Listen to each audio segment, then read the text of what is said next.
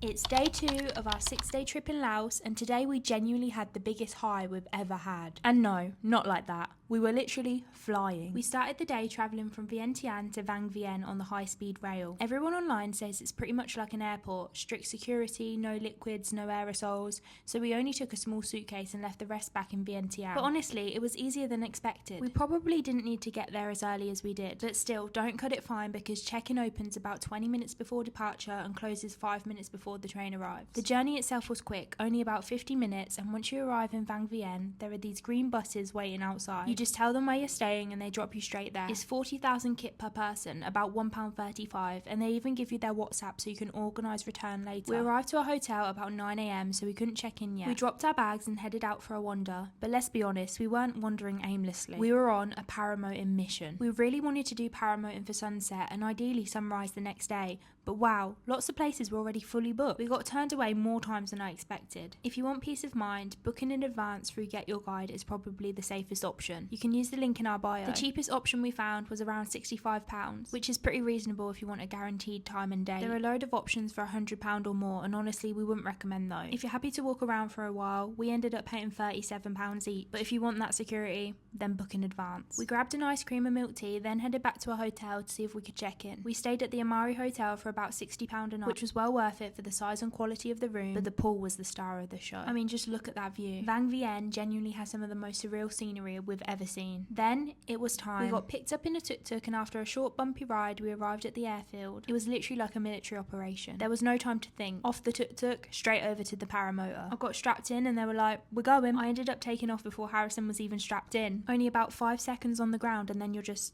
in the sky. For reference, Harrison is the yellow parachute and I'm in the blue parachute. Watching him take off under me was crazy. The views over Vang Vieng at sunset were absolutely unreal. The mountains, the hot air balloons floating up around us. It honestly didn't feel real. I didn't even realise how high we were until I saw the footage back. Up there it's surprisingly quiet, peaceful and honestly really emotional, and of course I ended up having a little cry. I just couldn't believe we were so lucky enough to do this. There's Harrison waving at me. 15 minutes doesn't sound like a long time, but it didn't feel rushed at all. We could have stayed up there all day, but it felt like a really good amount of time. I thought it would be over in seconds, but it wasn't. I can't believe that's me with Harrison behind me just floating through the sky. It was honestly breathtaking, mesmerising, just a pure dream. Coming into land, I won't lie, I was sceptical. How are we really going to land this thing? But my driver was an absolute legend, and we landed like an absolute feather. Honestly, afterwards we were just both standing there in complete shock. Harrison is now fully convinced he needs a paramotor licence back in the UK, and honestly I get it. This is hands down one of the best things we've ever done. So that wraps up day 2 in Laos. To save this post, hit follow and stick with us because Vang Vieng is only getting started and tomorrow is just as insane.